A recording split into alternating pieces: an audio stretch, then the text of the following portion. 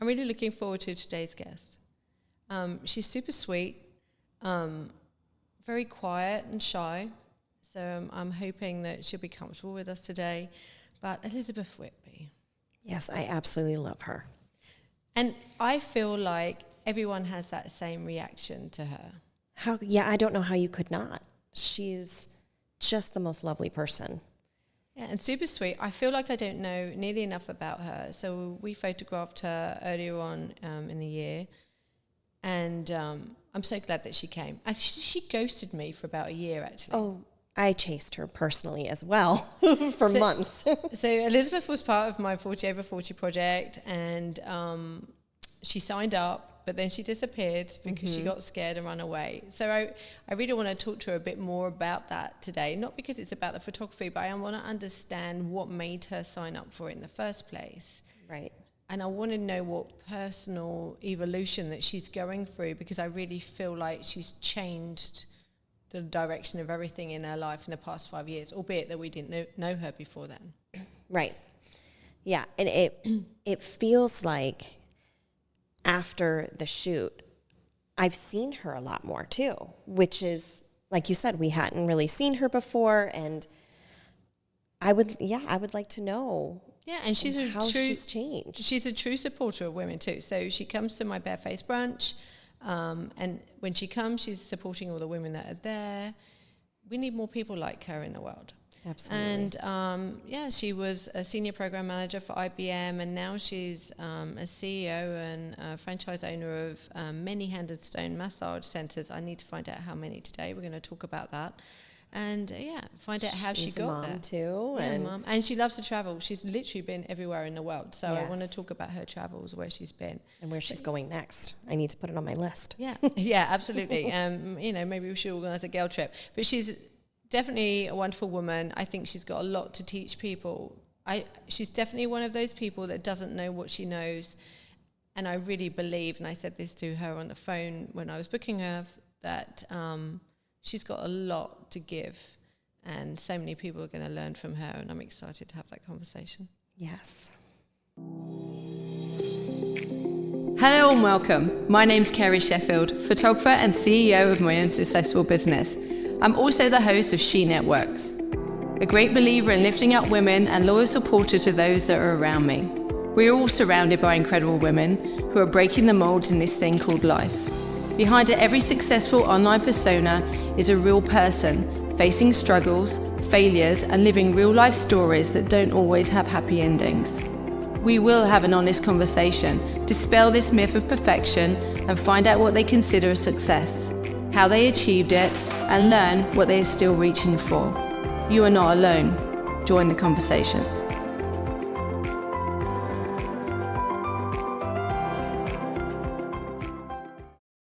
So today we have Elizabeth Whitby, my new friend for about the past year, and client, previously senior program manager at IBM, and franchisee of multiple Hand and Stone massage. So, there's a lot in there. And what I want to do, because we've had a previous conversation, so Elizabeth came to me for a photo shoot. We're going to talk about that later on, but you talked a lot about your life and things that you'd done, and quite genius, I think. But tell us and the audience that are listening where you come from. I know you started off life in Vermont, but where you come from, and the progression in your career to where you are today. Sure. So I did start off in Vermont. That's where I was born, and went to undergraduate school, so there for quite a while. And then I joined the team at IBM in Vermont. Was originally a design engineer, so designing ASIC chips. And that was a fun thing, but I was not a behind-the-desk kind of person. But I'll stop you there for a second. So let's talk about that. That's a nice big jump into your career. What were your aspirations as a child, as a teen, as a young adult? What did you think that you saw your life as? And do you feel like you went into your role because of parents, or do you had an aspiration, you were a technical person? I was a technical person. Definitely had a gift for math and science. Those things came easy for me, not the arts at all. I love music, absolutely love listening to it, but can't play a thing. So I quickly realized that my talent was definitely going to be in the technical field. And I'll be honest, from a pay perspective, it also was going to afford me the lifestyle that I wanted also. Yeah. So definitely not the pressure to go into it, but a little bit of passion and a little bit of drive for the life that I wanted with travel and different experiences. But and the job itself, so was it a 4-year, or did you do your masters as well? So 8 I years. did a master's. Yeah. So I started working for IBM out of undergraduate school for the University of Vermont, and then while I was working for IBM, was fortunate enough to have them pay for my master's degree. So I went to RPI for that, and that helped me advance from a design engineer into the program management world. So for all of the stupid people amongst us, like myself, talk to me about what your daily life looked like as a design engineer. And what did you say you were designing? ASIC, I/O ASIC. circuits. I/O Yes. is input-output, so it wasn't very glamorous. It wasn't No, all that but exciting. It's but a story, right? You're having to... it's beyond me, clearly. So just tell us how that works. Little silicon circuit chips that would go in everything from, way back, the old Nintendo cubes was one of the first projects, all the way to satellites. And it was great to design for satellites because you knew that you had to have just a little bit more tolerance. There was no fixing that. It's not like you can do a recall. And so it was a lot of fun to sit in those meetings. Yes. It didn't bother me to be in a male-dominated profession at all. Was it? I always seem to have gotten along and related better to men than women. Yeah. And so for me, that was natural. It was what I had experienced in school and what I had experienced early in my career. So let's unpack that a little bit. So I feel the same way. In school, I had a terrible time with other females. Got beaten up at school, and, people were very mean and jealous. Now I can say that. And just lots of things. And it's very lonely, right? It's and you do kind of go into yourself and focusing on what you're doing and what you're doing in life because you don't have the friendship groups. I did have lots of boyfriends, and I mean boyfriends around me, and I felt very comfortable. Even to this day, it's funny, I always say that I could walk into a room with 500 men moreover than walking into a room with 500 women, which is kind of funny because I'm surrounded by women nowadays. It's like I've become a magnet for women. And I think that I've just got to this point in my life where I wouldn't say I'm overly confident or anything. I'm just done. I just exist in the world now. And so, I'm not a young woman anymore. And people's insecurities and vulnerabilities shine out of them like a beacon to me. So it's like, remember when they used to say to you when you were talking to people, imagine someone naked. Well, for me, it's like I see people.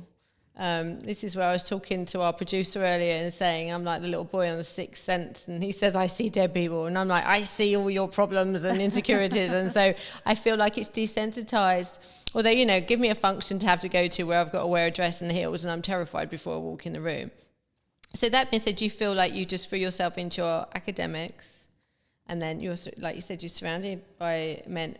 Were men respectful to you? Do you feel like they paid attention to what you had to say? Did you have to fight your corner harder, do you think, than your male counterparts? Maybe slightly, but that didn't bother me. I think that was an expectation I had. My family, I was very blessed with strong women in my family. My grandmothers were just, such powerful people in their own right, and my mother as well, very hardworking. So the idea that you have to work hard and push for what you want has never been anything that's scared me. It scares me much more to get dressed up and put on tons of makeup, which is not me at all, and go to a social function and have to sit there and make small talk with people. That I find much more challenging. Yeah, it's interesting because somebody said to me recently that, forget who it was I was talking to, that I go straight into a conversation. I don't really do small talk. And I'm with you. And I don't know what that is. I mean, maybe it's just because it doesn't feel genuine. And then, and I know there's a period of getting to know somebody, but it feels like we're just pretending when we do that. So maybe that's why we're uncomfortable. And I know for some people, that's all they want to do. It's an interesting anomaly to be in. So tell us about IBM. I mean, some of the projects that you worked on, did you ever get the fulfillment? Because you're working in, this is your part, and your part is integral, it's important, it's massive, but there's nothing like seeing the end result of a product. So your role is a part of many, many working parts. How did they give you that sense of accomplishment? Because, seeing the end product, like, I mean, obviously you didn't get to go visit a space station, I imagine, but how did you get fulfillment out of that role? I would say that was lacking early in my career. I quickly realized that I was not suited to be a design engineer for a long period of time. We had some amazing minds that were designing, and they were great role models, but that was not going to be for me. And what I discovered is that I actually enjoyed when we had problems. And I would take those calls from customers that had paid us to do custom designs and things weren't working quite right. And that's really where I started to shine, is being that kind of intermediary between some of these brilliant design engineers and the customer, and the struggles that they were facing with some of the designs that we had produced. And so that led me to go back to school and focus a little bit more on program management along with engineering, so definitely on the technical side. And then I really did step into a role where first it was project management, then program management, and I had control of IT-related business from sales all the way through delivery. And that was a lot more fulfilling, to actually see the end result of all of the work and to make a difference. And I think the biggest challenges that we faced while I was in that role were actually some of the most memorable. Really? Tell us about a couple of those.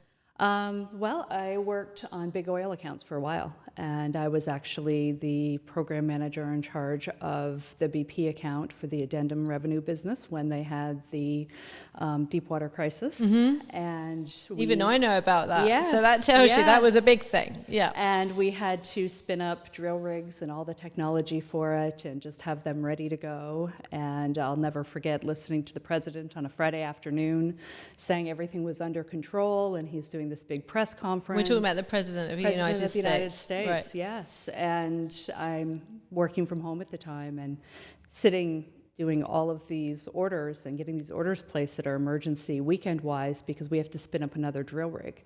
And I remember looking at my husband, who was also home, and I said, if this was under control, I would not be spinning up another drill rig. Wow. But it was rewarding to actually have the opportunity to contribute to some major things like that. Yeah. And in terms of that, as a company, were you, what was IBM's, right? So it was a BP issue, so right? we prepared all of the technology that was So going you weren't out under to an NDA enable- or anything with the company? There was none of that stuff happening with you? It was, nothing direct, but it was, known from an IBM perspective at the Yes. time. They did have a policy for all of us. Yes, yeah. So it wasn't like you could, speak up and share some of these inner workings at the time. You were just trying to get it fixed at the time? Just get it fixed. Yeah. And that was really the key.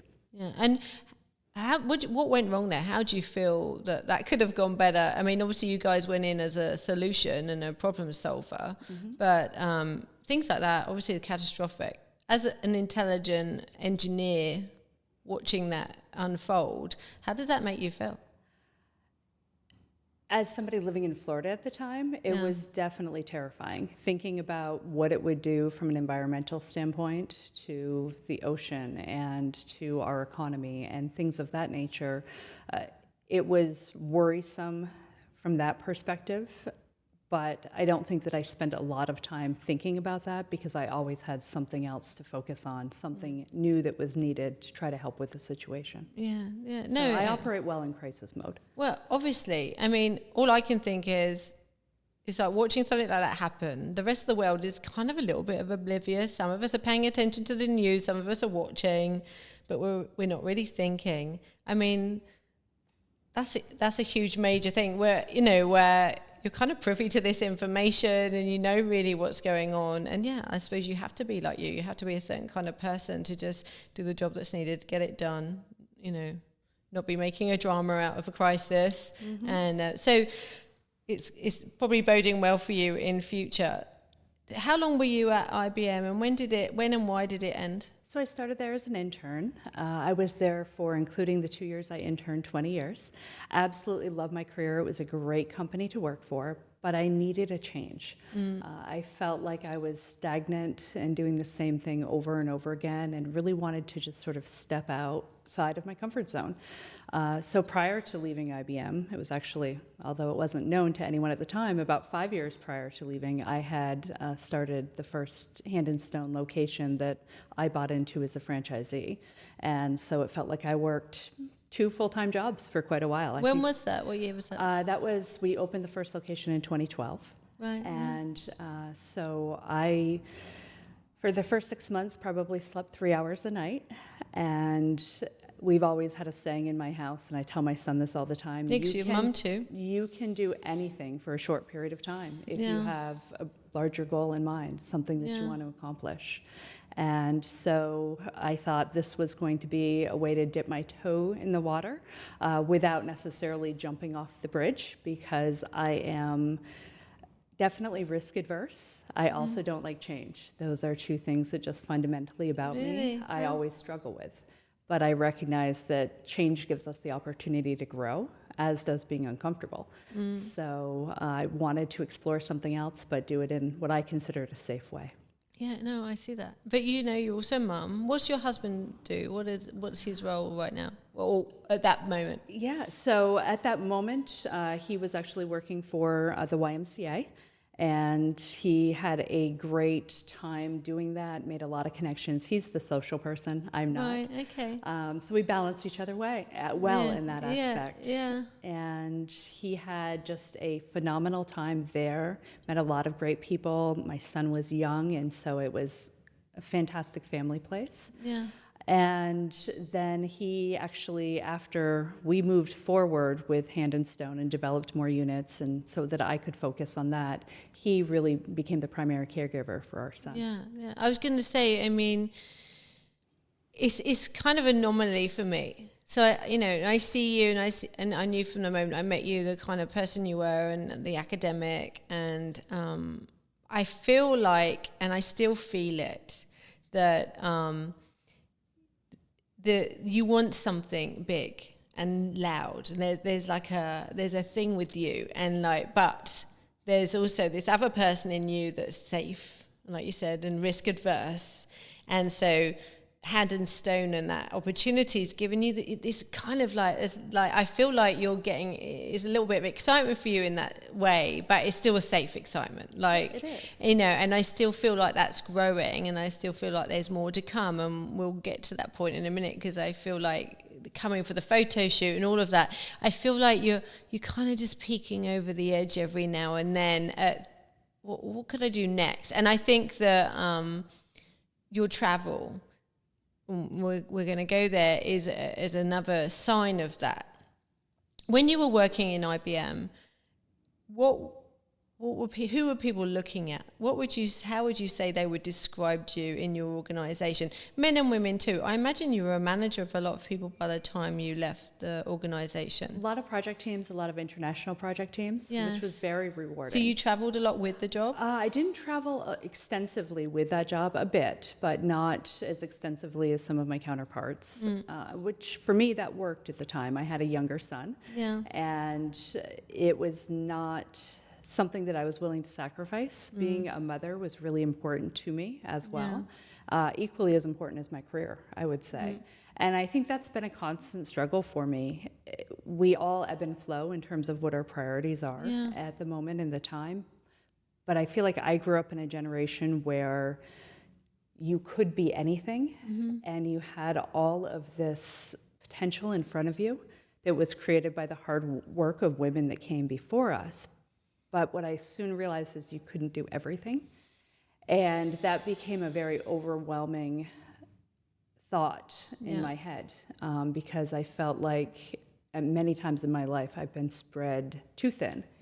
And having to make those choices and having to decide, what you're going to prioritize. I feel blessed that I was able to work from home before that was a thing. I actually went in to resign and was moving to Florida because I was still working out of Vermont at that time.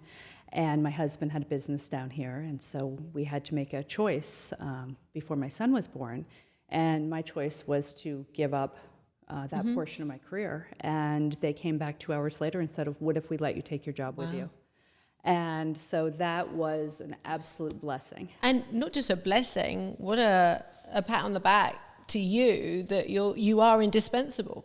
And, but look, it was groundbreaking. You're a woman in a male-dominated industry, an academic industry, and they're changing work rules of the decade. Like you said, people weren't working from home. No, it was 2004. And they needed you. It must have felt good to know that you were needed. It did. Yeah. It did. And appreciated. And appreciated. In the first 3 years of my son's life, my family still lived there. So my sister-in-law had a daycare. My mother lived 5 minutes from IBM. And so I would arrange work meetings. We talk about travel. I didn't have to travel a lot because I would arrange for the customer to come there, set up everything, put my son in a front pack, jump on a plane, and head there. So I had the benefit of having my child being home for dinner every night, still traveling for work, still seeing my customers, but at the same time, I was able to be the mom that I wanted. Yeah, I love this. I mean, so many incredible women that, just creating a career for yourself is one thing, but then doing it while, growing a human being and, servicing that human being and making sure they're well-rounded and fed. I know I failed to get the balance right as a mum and working, and I've messed up there. And if I have any regrets, it's that I said to somebody recently on another podcast actually that I wish I'd spent more time on the carpet playing with Lego, and I can't get that time back. And I love that so many women in all walks of life, in all kinds of careers, we're still finding the balance. Like you said, the balance tips, but if the more of us does it, that's terrible English. If more of us do it, then it becomes standard. It becomes less of a new thing. It becomes less of an issue for companies that employ us. I don't know. It feels I'm not to say that it's coming easier because we're all working so hard, but so many of us are doing. I'm in awe of that. I'm in awe of listening to people that are running a business or doing this huge, huge job whilst running around with their children. And we are doing it all. And I think the fact that we're doing it all, it will become easier to get help. It will become easier to talk about it. It will become easier. It won't be such an outrageous thing that, we're moving out of that generation and into a new generation where it's a standard behavior and we're just awesome and brilliant and we can do all the things. So as an employer, what were you like with your teams, and, what kind of intelligence did you pass on to those people? What kind of words of wisdom? How did you nurture the people that were coming up to you? Because as a young person coming out of college, I'm sure they're thirsty and ready for success, but or are they all quiet, introverted, academics? So tell us about the people that came to you in IBM industry. So in IBM, it was interesting. Initially, I started working with mainly domestic teams and then merged into... What does that mean to the layman? Domestic, United States. Right, yeah. And then as I progressed in my career, a lot of the teams I had the privilege of working with were international. And I would say that throughout my career, I learned as much from people that maybe were working with me or for me as I did from just the projects and the opportunities that had been presented. And I think that we all learn from each other, and recognizing that is really important. And so I think that I relate better with multiple types of people, whether it's age, gender, or even just being comfortable understanding some of the differences in our lives and in our culture. When I worked with a team in Brazil, it was very frustrating that deadlines seemed to be almost impossible to meet. And then taking a step back and realizing that in the United States, we seem to, for whatever reason, be a culture that is just ingrained in the idea that we are actually living to work. And in Brazil, it's completely different. they are working to live, and Yeah. it's working to sustain a life, and that life comes before some of those work deadlines. Yeah. And being able to appreciate that for what it was, and also be able to maximize the talents of the team that I had, was really key. Yeah. Working with a team in Manila in the Philippines, and working with a developing country, that was incredibly rewarding. You know, as engineering became something that was a focus of education, and technology is a focus of education. No, I love that. And fantastic. And you have this ability when you are around people, and you don't know it yet, but I get feedback. So you come to my barefaced brunches and people say that they feel safe around you, that they really like you, that you're making friends. And I love how you're supporting those women too. So, you know, you are going to see them, you're seeing their businesses, you're lifting them up. And you're absolutely a team player. But what you don't realize is that you're inspiring and encouraging people just by your presence. And, you know, and I'm seeing that everyone has different superpowers, and I definitely think that's yours. And I don't think you knew you had that, but you definitely You're do. too kind. No, it's not even about kindness. All, it's literally just an observation. That's what it is. Talk about now Hand and Stone. And I know you said to me before that it was one of many options that you considered. Mm-hmm. Was it the business model, the industry? What was it that, because this is so far removed, and I know it's a business opportunity and you're all about the numbers. So was it a numbers decision, or was it a I love massage decision? Tell us how you got into this. It was a little bit of both, and it was a huge cultural difference for me. I will say, coming out of the corporate world, you know, you don't hug, there's nothing personal, you keep everything very strictly business. And the very first time that I walked in and a massage therapist came over and hugged me, I was like, well, we don't do that in the workplace. You know, it was just a different culture and a different feel. And I think that's when I realized that there really was this transformational shift that I was making in my career. Prior to that, I would say it was all numbers based. So I actually took a step back and I looked at industries that grew during the 2008 recession, and franchise-based day spas actually grew, and they had some of the top growth. They were in the top 10. And so it was numbers based. I looked at the top 10, what was I interested in? And at that point in time, I had been taking advantage of the benefit of massage. I had a weekly massage scheduled, and it was my time. It was my Thursday night from 7 to 9, and nothing would interrupt that. When my son was younger, it was after he had gone to bed or was getting ready to go to bed. So again, it was good time for me. And so I think it was a little bit of the recognition of how important that was in my life, but also the numbers, and everything just sort of came together. So that became a natural decision, and then it was just finding the right partner, the right franchisor that I was interested in. So I know that you said you have a great leadership team. We talked about that personally before. Yeah. But let's talk about the business itself. So how many units do you have now? Do you call them units? 6. 6. Yeah. Oh, yeah. And they're spread around Florida. Do you have any outside of Florida? They are. No. They're all in Florida. And talk about your role within the organization. How hands-on are you? I know you've just opened a new one, so we can talk about that. But how hands-on are you in the job? I mean, is this, obviously it's a full-time job, but yeah, tell us what do you do there? Sure. So I have phenomenal leadership teams, and I think we've talked about that before. And we are approaching about 175 team members with the new acquisition that we just made. And what I love, and I guess what has been a continuous love from the time I worked at IBM through what I'm doing today, is building strong teams. I find a sense of reward in watching people grow and develop their own talents and find opportunities that really meet those needs that they have. So that's been a consistent, but I think that goodness, what was that? Yeah, just, you know, but what is your daily role? My daily role, yeah. sorry. Yeah, no, you're so fine. getting back to that. So I lose it all the time, don't worry. It's all good. Focusing on the team development is definitely a key for me. And, you know, branching into that, a lot of what I do now is from home. It is number-based, and it's working with our leadership team and trying to make sure that we have that physical presence that still makes it feel a little bit like a family organization when you go to work, and that you have something that's a little more personal than a 175-person organization. And it's a struggle, but the only way to be able to do that is to develop strong leaders.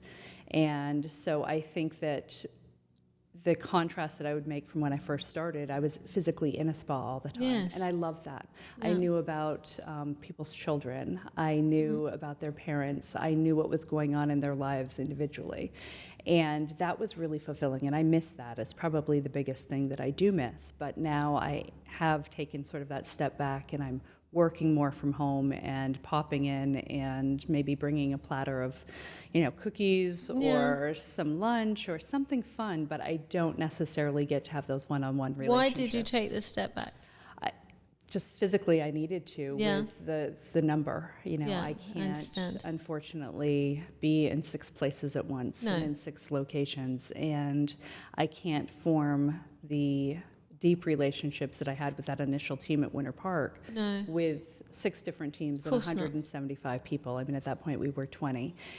So I do miss that, but I hope that we have developed leaders within our leadership team that carry on that feel of really wanting to make sure that they know their team members. And I feel like I try to now focus on setting that example with our leadership team by trying to know more about their lives and getting invested in their lives, so that hopefully they will do the same for the team members that they support. I imagine you're quite different to many people that go into the Hand and Stone franchise ownership.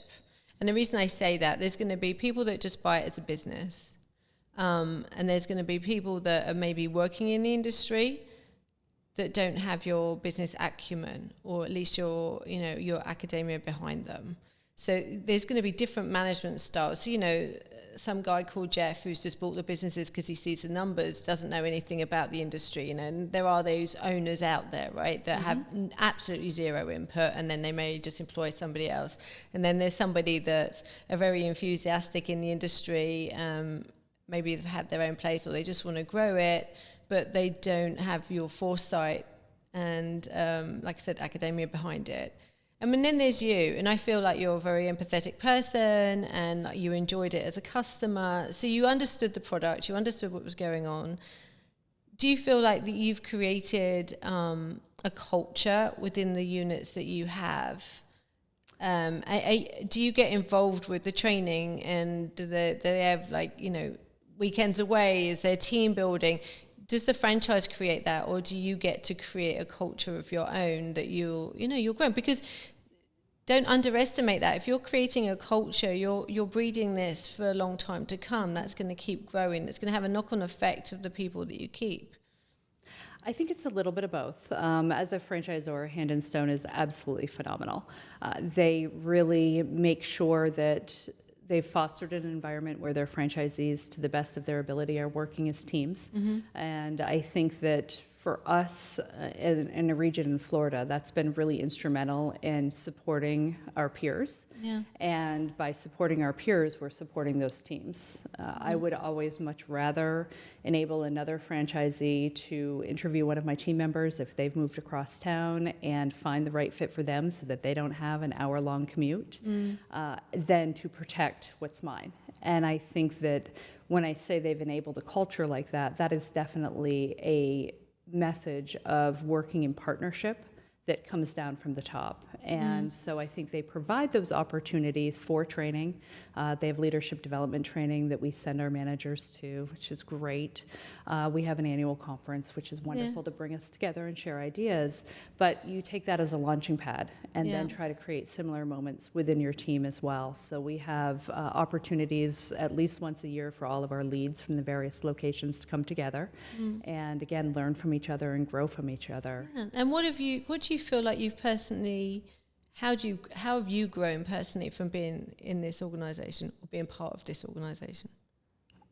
I think I've realized, and this comes with maturity as well, but it's okay to make mistakes and to grow and learn from each other, and that it does not need to be an environment of perfection, and it doesn't need to be an environment where we point fingers. And part of that just comes from the nature of the industry, where I think you're just a little bit more comfortable with your peers and some of their struggles and what's going on in their life, and that makes a difference. Because you're dealing with the human side. Yeah, you're dealing with very different people to who you would have dealt with at IBM or IBM Partners. Absolutely. So you're dealing with someone crying about something, and would it, people are falling apart. It's emotional. I mean, talking about that in terms of staff, you've got 175 team members. How has recent years affected that, your turnover of staff and retaining people? How are you keeping those people secure and holding on to them? Yeah, it's been a challenge. I would say since COVID, it's been a bigger challenge. During COVID, I was very proud of the way we kept our team together. We would have regular exchanges on Facebook. We just created a Facebook group so that people could be socializing and connecting with one another even when they weren't connecting at work. Yeah. And that became incredibly important because these are people, in large part, where the relationships matter. And so having everyone isolated in their home was just not a natural. A group of engineers, everyone could work from their home and probably be fine and very comfortable. But I quickly realized that my team was not that. So it was definitely a moment for us to take a step back and think about what we needed to do to support those team members. And so sometimes it was, one team member made a huge batch of something in their kitchen and offered to share it with others and leave it at the door. Other times we were just getting on there and chatting. Our managers did stay fully employed through the time that we were closed, with the idea that they had a responsibility to reach out and connect with their team members on a regular basis and just have that mental health check-in. So we were really excited when we reopened and relaunched. Of course, we had some people that, because kids were home from school, or they had compromised medical conditions that needed to remain out longer. But when we relaunched and then got to the end of the relaunch, when some of those people that had those dependencies could come back as well, we had 95% of our team return. I was just going to say, listening to you talk, you talked about your team members and your staff and all of the things that you did. You maintained how many managers during COVID? So we had 4 locations at the time. So you personally kept them in a job. They've maintained that 95% return. I mean, that's a credit to you and your business. It must have been quite terrifying. It was terrifying, and I think it was terrifying for some of our team members as well, because the Florida unemployment system, for those that were depending on it or their families were, because both breadwinners were out of a job. Yeah. It was an absolute struggle to try to find a way to make sure that they knew that they were going to be okay, that if you can't pay rent 1 month, this is actually what's been put out there. You can't be evicted from your home. If you're struggling with groceries, here are some resources. We even did no interest loans for some of our team members. Just advances on their pay, with the trust and hope that they would return to working for us and that we would slowly get that paid off over time. And all but one did.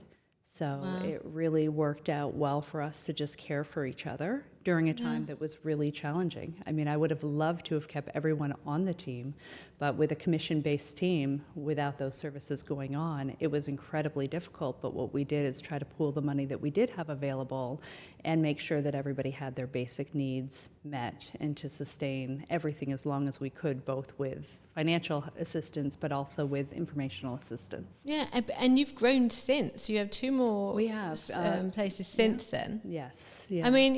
I mean, that's incredible. I mean, to maintain the business, maintain as many people as you did, keep people feeling safe and nurtured. I mean, it must be wonderful to work for you. And then for you to grow on the other side of it, it's incredible. So I'm sure you learned a ton during that time. You probably learned a little bit about yourself too. And It definitely, looking back, was an opportunity to grow and an opportunity for all of us to be uncomfortable. But it's not the way that it felt when we were in the middle of it. No, for sure. I'm sure. Were you terrified at any point? Oh, always, every day. Yeah. I mean, was your life on the line with this?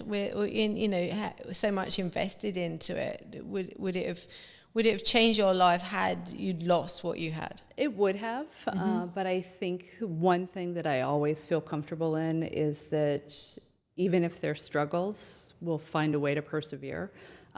we just don't give up, and again, that goes back to my family and the examples that were set for me. You just have to keep moving forward. That garbage happens to all of us in life, and the only thing you can do is keep moving. You can't wallow in it. No, that's amazing. So you've personally grown. We met because you came to me, even though you ghosted me for a year, to be part of my 40 over 40 project, where I photograph 40 women over 40, and all the way up to the age of 70, actually, 70 odd. But so you were feeling super brave one day and you signed up for it, and then you tried to hide from me and I found you. But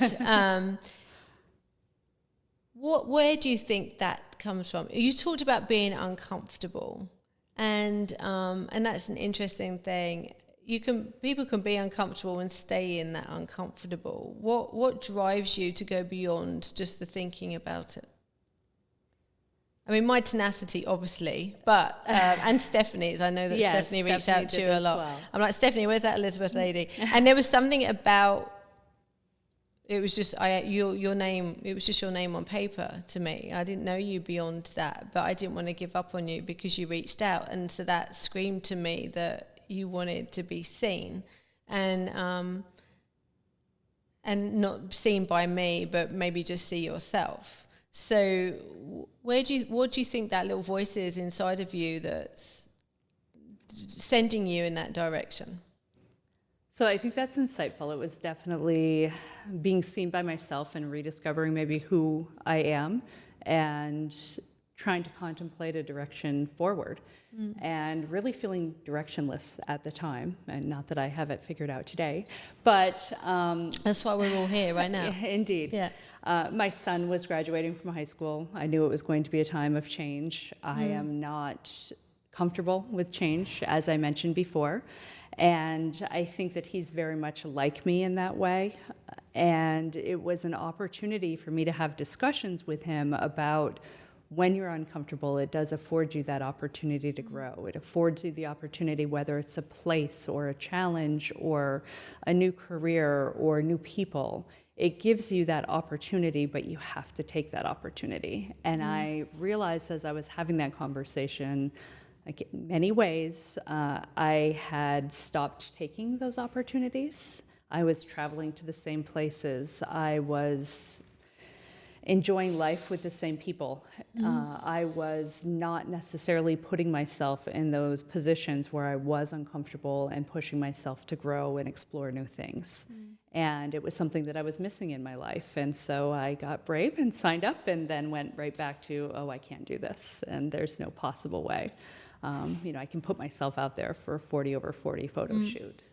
But, but I understand that about the feeling brave and being seen. Obviously, the photo shoot, because, a lot of the women that came to me for the photo shoot, they're being super vulnerable and sharing much of themselves emotionally and physically. So I can understand that feeling of bravery. But I also see you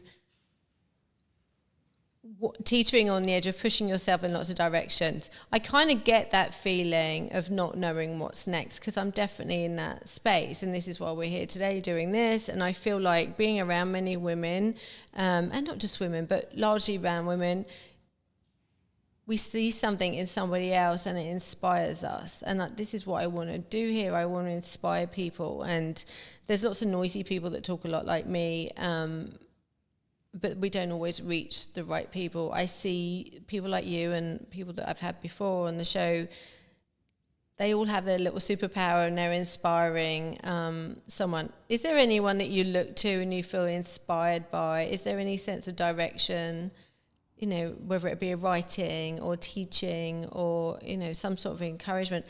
I see you as somebody that is the backbone of many things. And so what I mean by that is I can probably be the voice that somebody doesn't have. Like, I'll speak for those that don't have a voice, but some people need to just be there to be the person that lifts people up because they have integrity and they have intelligence and they have foresight. I mean, what can you do with all of that stuff? You know, how can you turn that into something that fulfills the hole that you have inside of you? So yeah, I mean, I don't know, do you ever sit and think about that? Think about, what else could I be doing with this? I don't sit still well, but I don't know that I sit there and consciously think about that. You mentioned writing and people that inspire you. And the ironic thing is, as much as I enjoy reading, I don't necessarily find my inspiration there. It's actually through people that I meet, and sometimes it is an opportunity to meet a random stranger in a place that you never envisioned yourself being a year before, and you just take a step back and realize how much this is going to impact and influence your life. When I took a trip to Southeast Asia earlier this year, and it was a place that I had never been. Other than Japan, I really hadn't traveled much further than that, and I went to Thailand and Cambodia and Vietnam. But when I was in Vietnam, which was not a place I thoroughly enjoyed, it was definitely outside my comfort zone. But I had an opportunity to work with a tour guide who was working in the industry as a tour guide and affiliated with our travel group. But that is a male-dominated profession in her world. And so in Asia, yeah. Yes, and so it was a phenomenal opportunity to meet her and to talk to her. She has a son that was born in 2005, and my son was born in 2004, and learn more about her life and the responsibility she has to care for her family along with working, and very much the stuff that internally, I think in the United States, we feel the pressure to do it all. But listening to her, realizing that the expectation is there, that she does it all, and that she has a husband and in-laws and people that she is accountable to on the home front, so that even if she chooses to have this career, her number one priority still has to be family. And just looking at her life and the opportunities that she carved out for herself that were very non-traditional, and understanding that we were both the same age and both, struggling with some of these common issues and challenges that we have as women. And I think that was just an enlightening moment for me that never would have happened had I not sort of stepped outside the typical things. Yeah, do you know what? I mean, doing. I think that when I look at you, I see an advocate.